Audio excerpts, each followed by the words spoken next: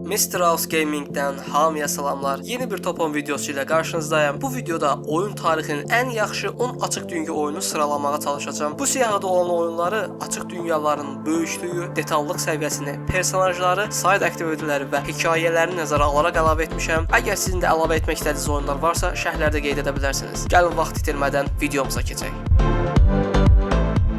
Siyahımızda 10-cu sırada olan oyun Starfield. Açıq dünya roleplay oyunlar hazırlamaqda məşhur olan Bethesda firmasının son oyunu olan Starfield 2023-cü ildə yayımlanmışdı. Bethesda'nın CEO'su olan Todd Howard oyunu kosmosda keçən Skyrim olaraq tanıtmışdı. Oyunda kəşf edə biləcəyiniz 100 ulduz sistemi və mindən çox planet var. Amma bu planetlərin böyük bir hissəsi boş ərazidən ibarətdir. Sırf planet olsun deyə əlavə olunublar. Bununla belə oyun bizə öz kosmik gəmimizi hazırlayıb uçsuz bucaqsız kainata səyahət etmək imkanı verir. Oyunda mədənçilik, baza qurma və yoldaş götürmək kimi özəlliklər də var. Oyunun dünyası onlarla şəhər və bölgəyə ev sahibliyi edir. Hər bir bölgənin özünə uyğun atmosferi və insan qrupları var. Oyunun geniş açıq dünyasını və nəfəs kəsən mənzərələri oynayan hər kəsə valeh etmişdi. Əgər siz də mənim kimi kosmik dünyaya keçən oyunları sevirsinizsə, bu oyunda bəyənəcəyinizə əminəm.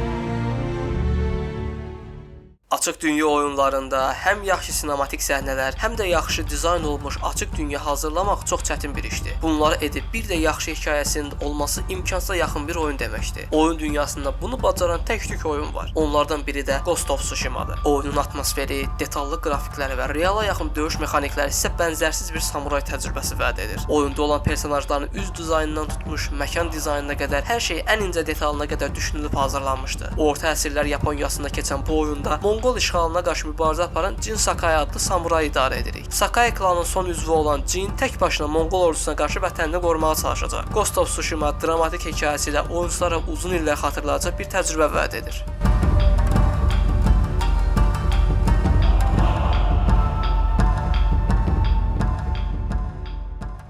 İndi sizi Yaponiyanın orta əsrlər dünyasından Night City'nin neon işıqlı dünyasına aparıram. Cyberpunk 2077 oyun dünyasının ən pis yayımlanan oyunlarındandır. Oyun yayımlandığı zaman xətalardan və glitchlərdən oyuncular oyunu heç cür oynaya bilmirdi. Bununla da oyuncular arasında ən nifrət olunan oyunlardan birinə çevrilmişdi. Amma zamanla bu dəyişdi. CD Projekt Red oyuna dəstək verməyə davam etdi və bu gün Cyberpunk ən yaxşı açıq dünya oyunlarından hesab olunur. Oyunun dünyası, futuristik silahlar və döyüş mexanikləri fərqli bir zamanlı oyunu oynadığımız hissiyatını verir. Maşın sürüş mexanikləri elə də yaxşı olmasa da, neon işıqlı binaların arasıyla maşın sürməyin bir ayrı həzz verdiyini etiraf etmək lazımdır. Yaxşı hazırlanmış personajlarla hekayəyə birləşdiyi zaman ortaya oynanması və təcrübə edilməsi əla bir oyun çıxır. Oyunun dünyası edilə biləcək maraqlı yan hekayələrlə də zəngindir. Bu da sevimli oyununuzla əlavə vaxt keçirməyiniz üçün yaxşı bəhanədir.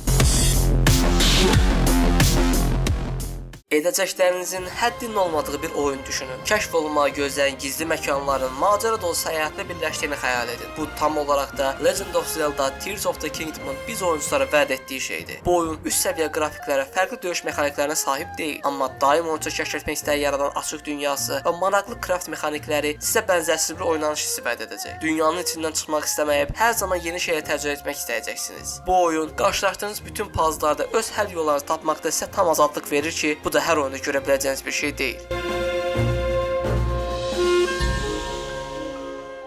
Siyahımızda 6-cı sırada olan oyun Witcher 3. Witcher seriyasının ən yaxşı oyunu olan Witcher 3 maraqlı yan hekayələr və sevimli personajları ilə oyuncuların qəlbində əvəz olunmaz bir yerə sahibdir. Oyunun fantastik medieval dünyası və bu dünyada kəşf edilə biləcək yüzlərlə yan hekayələri ilə oyuncular sonsuz əyləncə vəd edir. Roleplay oyun janrının ən yaxşı nümunələrindən sayılan Witcher 3 eyni zamanda sinematik ara səhnələrə də sahib olan ən yaxşı oyunlardandır. Personajlar arasında olan əlaqəni oyuncuya ən yaxşı şəkildə çatdırması da oyunun dünyasına olan bağlılığımızı daha da artırmış olur. Oyunun baş qəhrəmanı olan Rivel Geralt'la fantastik medieval dünyasında həm bəteybətlərə, həm də haqsızlıqlara qarşı mübarizə aparacaqsınız.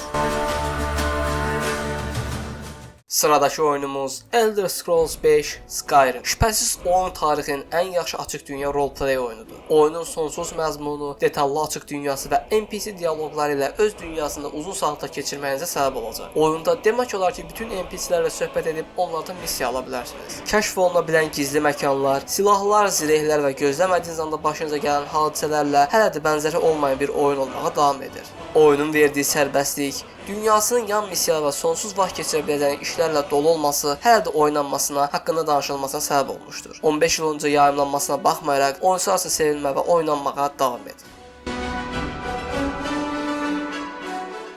Siyahımızda 4-cü sırada olan oyun Crimson Desert. 2 ay əvvəl yayımlanmasına baxmayaraq, Crimson Desert özünü yaxşı mənada sübut etdiyini etiraf etmək lazımdır. Uçsuz bucaqsız bir açıq dünya, bir-birinə fərqli mexaniklər, detallı xarakter inkişaf sistemi və daha nələr. Crimson Desert bir neçə fərqli janrı özündə uğurlu bir şəkildə birləşdirmək bacarmış nadir oyunlardandır. Oyunun döyüş mexaniklərinin çeşidliyindən tutmuş, kəşf etmək duyğusunu artıran xəritə dizaynına qədər hər şey ən kiçik detalına qədər xüsusi diqqətlə hazırlanmışdır. Yerdə olan gizli dungeonlardan əlavə səmada da kəşf olmağı gözləyən yüzlərlə məkanlar var. Oyunun böyük xəritəsini uçaraq, heyvanları evcilleşdirib onları sürərək ya da uça bilən robot silahlarından istifadə edərək kəşf edə bilərsiniz. Oyundakı döyüş səhnələrinə isə söz ola bilməz. Personajın müxtəlif özəlliklərini inkişaf etdirərək baxımlı kombolar çıxarda bilərsiniz. Fərqli tip bosslarla, fərqli döyüş üsullarla döyüşməyin də ayrı bir ləzzətli olduğunu demək lazımdır. Bütün bunlarla Crimson Desert ən yaxşı açıq dünya oyunları arasında yer tapmağı bacarmışdır və bundan sonra da adını tez-tez eşitməyə davam edəcək.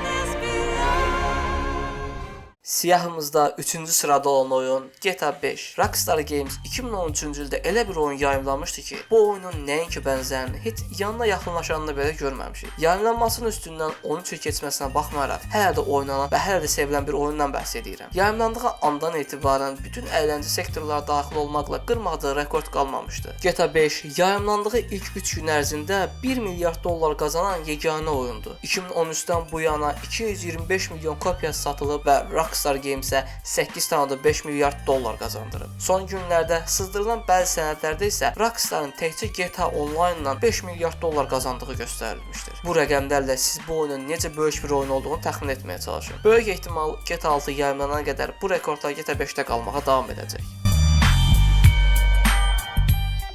Siyahımızda 2-ci sırada olan oyun No Man's Sky. Oyun dünyasında görülməyən bir açıq dünyaya və böyüklüyə sahibdir. Kosmosda keçən bu oyunda 255 galaktika və 18 quintillion planet olduğu təxmin olunur. Təxmin olunur deyirəm çünki heç kim dəqiq sayı nə qədər olduğunu bilmir. Əgər 1 saniyəlik belə bu planetləri ziyarət etmək istəsəniz, sizə 593 milyard il lazım olacaq. Bu da No Man's Sky-ın nə qədər böyük bir açıq dünyaya yox, açıq kainata sahib olduğunu sübut edir. Təkcə bununla da qalmır. Eyni zamanda oyunda olan planetlərin özünə uyğun flora və fauna sistemi də var. Yəni bir planetdə gördüyünüz heyvanlar və yaxud da bitkiləri bir digər planetdə görə bilmirsiniz. Bu sadəcə ora özəl bir şeydir. Oyunda həmçinin kosmik gəminizdə planetləri kəşf edə, özünüzə baza qura və kosmik piratlarla mübarizə aparada bilərsiniz. Oyunun multiplayer özəlliyi ilə dostlarınızla da oynaya bilərsiniz.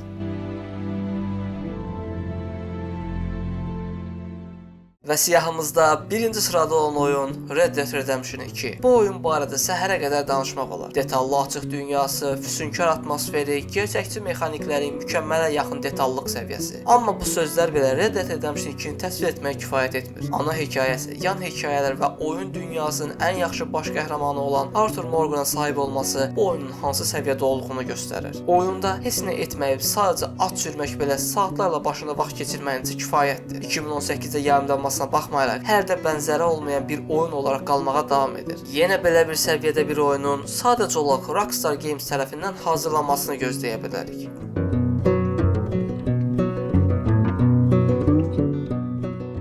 Beləliklə, daha bir videonun sonuna gəlib çatdıq. Bu siyahını hazırladığım zaman maksimum dərəcədə obyektiv olmağa çalışdım. Əgər sizin də əlavə etmək istədiyiniz oyunlar və yaxud da yeni video fikirləriniz varsa, şərhlərdə qeyd edə bilərsiniz. Bura qədər bu videonu izlədiyinizə görə də minnətdaram. Gələn videolarda görüşmək ümidi ilə sağ olun.